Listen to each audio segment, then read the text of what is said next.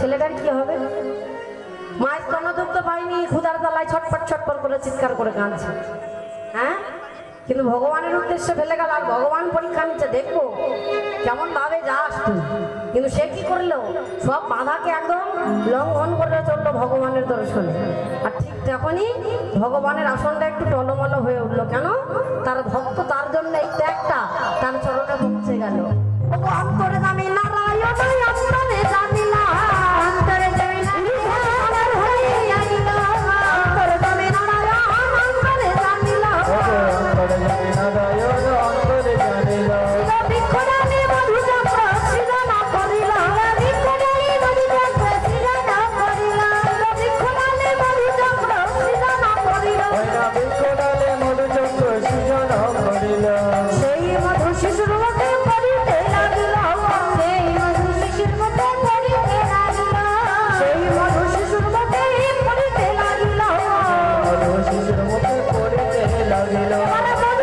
শিশু তখন প্রাণে বেঁচে গেল, মধু দিয়ে শিশু তখন প্রাণে বেঁচে গেল, মধু দিয়ে শিশু তখন কান্না থেমে গেল, মধু দিয়ে শিশু তখন কান্না থেমে গেল। আনন্দ ধরে না, সবাই ধরে না, আনন্দ ধরে না, আনন্দ ধরে না, মধু দিয়ে শিশুর মনে আনন্দ ধরে না, মধু দিয়ে শিশুর মনে আনন্দ ধরে না, প্রেমানন্দ পান করে আনন্দ ধরে না, প্রেমানন্দ পান করে আনন্দ ধরে না, প্রেমানন্দ পান করে বনমাঝে খেলা করে, প্রেমানন্দ পান করে, প্রেমানন্দ পান করে, বনমাঝে খেলা করে, প্রেমানন্দ পান করে, বনমাঝে খেলা করে, প্রেমানন্দ পান করে আনন্দ ধরে না, আনন্দ ধরে না। মধু দিয়ে শিশু তখন প্রাণে বেঁচে গেল, মধু দিয়ে শিশু তখন প্রাণে বেঁচে গেল। দেখো বাবা, কথাই বলে রাখে হরি, মারে কে? আর মারে হরি, মরে রাখে কে?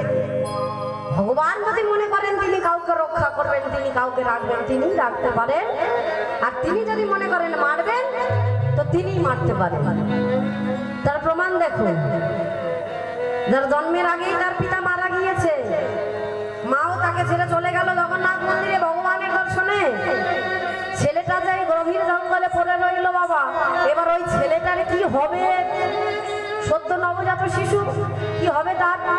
ঠিক এমন সময় ওই বনের পথ দিয়ে এক বাগদিরি মেয়ে কাঠ কুড়াতে যাচ্ছিল। হঠাৎ সে লক্ষ্য করলো অদূরে যেন ওই গভীর জঙ্গলের মধ্যে না কি নড়াচড়া করছে। আগ্রহী হয়ে দেখতে গেল, আর যখনই না দেখবে বলে কাছেতে এগিয়ে গেল, কাছে এগিয়ে যাওয়া মাত্র চমচম, আমি কি দেখছি? এই যে ঘর একটা সত্য নবজাত পুত্র সন্তান। বলি, কে কোথায় আছো গো? কে কোথায় আছো? কার সন্তান করে এই বনমালে?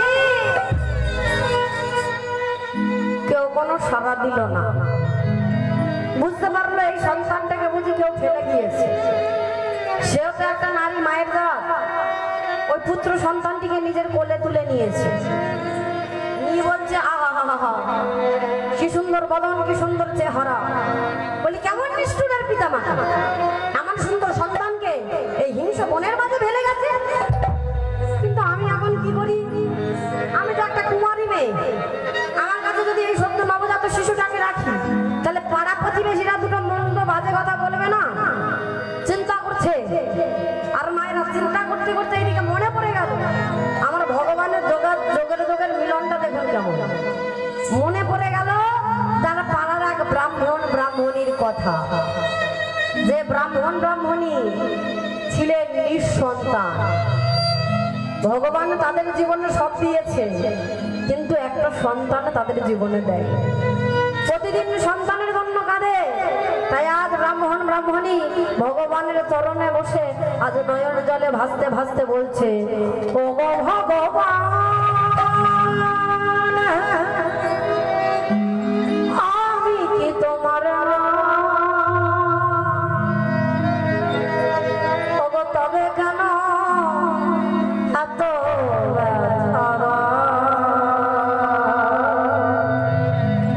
তবে কেন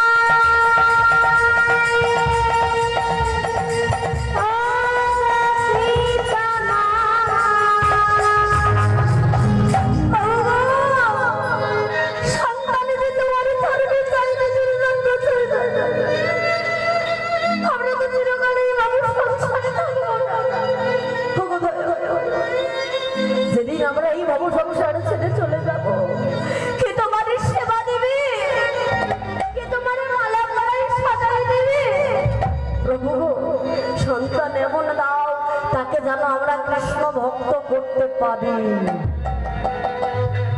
তাহলে দেখো মায়েরা, এতদিন ভগবানের কাছে চেয়েছে ঠাকুর একটা সন্তান দাও, নিজেদের জন্য চেয়েছে, কিন্তু কোনো সাড়া পায়নি। কিন্তু আজ ভগবানের চরণে বসে বলছে ঠাকুর সন্তান যদি দিতে হয় এমন সন্তান দাও, সে সন্তান যেন তোমার সেবা করতে পারে। আরে যাই না এমন কথা বলেছে, এইদিকে বাবা সেই যে বান্দির মেয়েটা ওই যে পুত্র সন্তানটিকে কুড়িয়ে পেল, সেই পুত্র সন্তানটিকে কোলে নিয়ে আজ ছুটতে ছুটতে আসছে, আর বদনে বলছে একবার বল হরি বল হরি বল হরি বল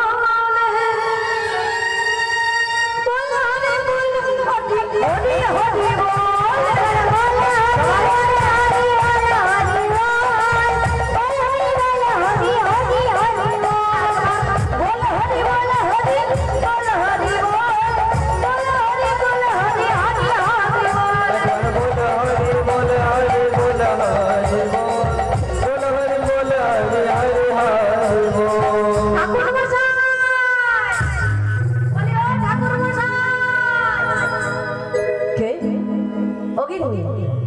দেখো তো কে এমন সময় যেন আমাদের ডাকছে, সবেমাত্র ভগবানের কাছে নয়ন বলে ভাবতে ভাবতে বলছে ঠাকুর একটা ভক্ত সন্তান দাও, তোমার জন্য দাও সন্তান। আর ঠিক এমন সময় বাগদির মেয়েটা একদম পুত্র সন্তানটিকে নিয়ে সেখানে ডাক দিয়েছে ঠাকুর মশাই। সঙ্গে সঙ্গে ব্রাহ্মণী বেরিয়ে এসেছে, বেরিয়ে এসে বলছে এ কি, কে তুমি? ও ঠাকুর মশাই, এই দেখুন আজ আমি আপনার জন্য কি নিয়ে এসেছি। আপনার তো কোনো সন্তান সন্ততি নেই, তাই আপনার জন্য আজ আমি এই পুত্র সন্তানটিকে নিয়ে এসেছি, আপনি গ্রহণ করুন। চুপ কর, স্তব্ধ হ, তুই তো একটা কুমারী নেই, সত্যি করে বল এই সন্তান তুই কোথায় পেয়েছিস? আগে সত্য করে বল, এই সন্তান তুই কোন মায়ের কোল থেকে চুরি করে এনেছিস? হ্যাঁ কি বলছিলেন ঠাকুর মশাই? না ঠাকুর মশাই না, আমি চুরি করে আনিনি, যদি জানতাম কে এর মা আমি তার কোলে দিয়ে আসতাম। জানেন ঠাকুর মশাই, আজ আমি বনেতে কাঠপুরাতে গিয়ে দেখলাম ছোট্ট শিশুটা পড়ে রয়েছে, কিন্তু এর আশেপাশে কেউ নেই। কিন্তু আমি তো ভাবলাম আপনার কোনো সন্তান সন্ততি নেই, এই সন্তানটিকে যদি আপনার কোলে তুলে দিতে পারি আপনি একে ভালোবেসে বড় করবেন। ও মায়েরা, তাহলে ভগবানের পরীক্ষাটা মিলনটা কেমন দেখবে? শিলাবতীকে ওইদিকে পরীক্ষা করলো, সে সন্তান ফেলে গেল ভগবান দর্শনে, চলে গেল পুরী মন্দিরে, জগন্নাথ মন্দিরে দাসী হয়ে গেল। আর এইদিকে যে সন্তান পড়ে রইল, যে ব্রাহ্মণী ছিল নিঃসন্তান, পেল সেই সন্তানটিকে।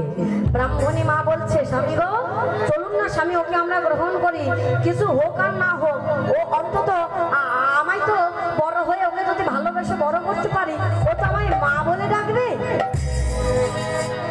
আগো মায়েরা, ইহ জগতে একটা নারী জন্ম ধন্য হয় যখন একটা নারীর জীবনে এই তিনটি জিনিস থাকে। কি কি বলো তো? হ্যাঁ পেটুন জানো সব বসে আছে, টাকা গাড়ি বাড়ি। হ্যাঁ গো টাকা গাড়ি বাড়ি কি বলে?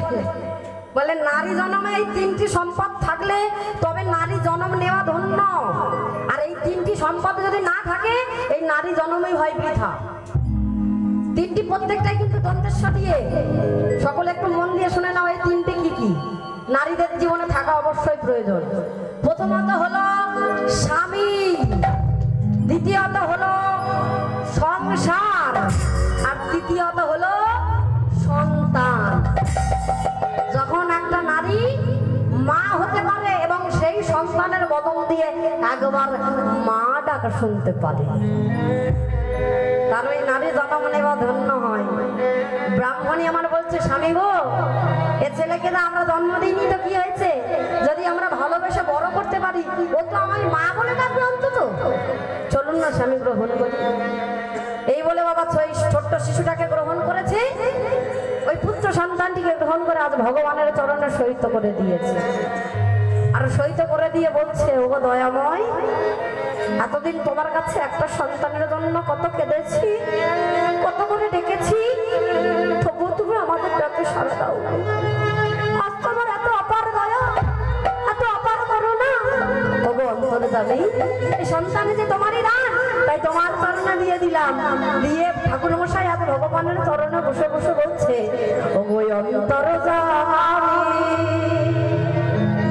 আমরা সবাই বলি এই অন্তরে অন্তরে ছাড়া হইও না আমার প্রভু, অন্তরে ছাড়া হইও না। সবাই মিলে মায়ের একটু প্রেম শেষ, একটু বর্ণনা উন্নত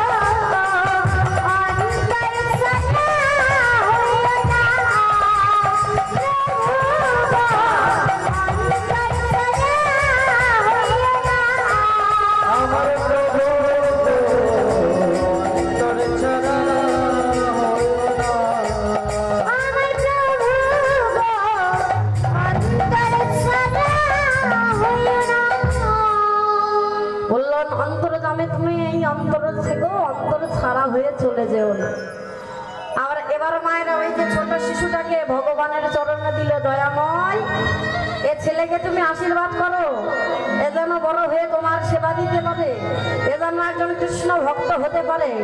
এই বলে ওই ব্রাহ্মণের ঘরে আস্তে আস্তে ছোট্ট শিশুটা শশী কলার ন্যায় বড় হতে লাগলো। দেখিতে দেখিতে দিন কাটিতে লাগিল,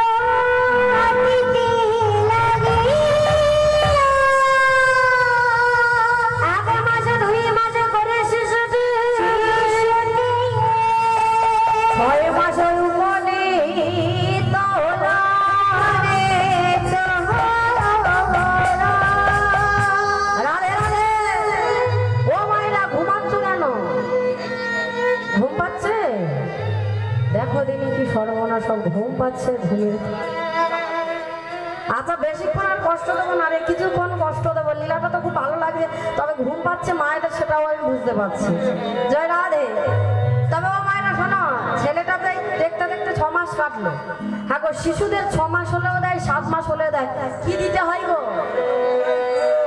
হ্যাঁ, মোবাইল ফোন দিতে হয়। তবে যা বলেছে বাবা, এখনকার বর্তমানে যা সময় পড়েছে, ওই একটা বড় মোবাইল ফোন দিলে আর তাদের কিছু চাই না, তাই না? কি দিতে হয় মায়েরা? আপনাদের এখানে দেয় নাই? কাকতি পেরে দিকে দেয় না? 6 মাস হলেও দেয়, 7 মাস হলেও কি দেয়? হ্যাঁ, অন্নপ্রাশন, মুখে ভাত, অন্ন সেবা। তবে আরেকটা প্রথা এখানে আছে কি জানি না, হয় 6 মাসে নামকরণ হয় নাকি আগে হয়ে যায়? এখানে নেই, এটা অনেক কোনো জায়গাতেই নেই বাবা। আমি অনেক অনেক জায়গায় যাই তো দেখেছি, বলে আগে ছিল কিন্তু এখন নেই, এখন উঠে গিয়েছে। এই প্রথাটা আগে সব জায়গা ছিল, মানে 6 মাস হলে অন্নপ্রাশনের দিনেই নামকরণ করা হতো, নাম নির্ধারণ করা হতো। যেটা এখনকার দিনে উঠে গিয়েছে বাবা। এখনকার সন্তান গর্ভে আসার আগে বাবা মারা ঠাকুমারা দিদারা সব নাম ঠিক করে রাখবে। আমার নাতি হলে নাম রাখবি দেব, আর নাতনি হলে নাম রাখবি শুভশ্রী। টিভি সিরিয়াল দেখে নামের কি বালাই, কিন্তু তৎকালীন সময়ে এমনটা ছিল না গো। ব্রাহ্মণী বলছে ও তো আমাদের গর্ভের সন্তান নয়, ওকে তো জন্ম দিইনি আমরা। আর পিতা মাতা দেখবেন মৃত্যু সজ্জায় সবার আগে সন্তানকে দেখবার জন্য অন্তরটা ছটফট করে, তাই না বাবা? তা বলছে ছেলের এমন নাম দিতে হবে, ও যদি বড় হয়ে আমাদের ছেড়ে চলে যায় কোনো বিশ্বাস আছে নাকি? বলে ছেলের এমন নাম দিতে হবে যে নাম ধরে এই ছেলেকে ডাকলে যেন আমার ভগবানকেও ডাকা হয়ে যায়। ব্রাহ্মণ ঠাকুর বললেন এমন ছেলের নাম দিতে হবে যে নাম ধরে ছেলেকে ডাকলে যেন ভগবানকেও ডাকা হয়ে যায়। তাই অতি ভালোবেসে ওই ছোট্ট শিশুটির নাম রাখলেন। কোষ্ঠী বিচার করে দেখলেন তার সিংহ রাশিতে জন্ম হয়েছে, ভালোবেসে তাই তার নাম দিলেন গোপাল সিংহ। মাঘ মাসের পূর্ণিমা তিথিতে গোপাল সিংহের বদনে অন্ন সেবা দেওয়া হলো। মায়েরা সকলে একবার বদন ভরে উলুদ ধ্বনি শঙ্কের ধ্বনি সবাই মিলে আজ কি হচ্ছে গো? শুনো মাঘ মাসেতে পূর্ণিমা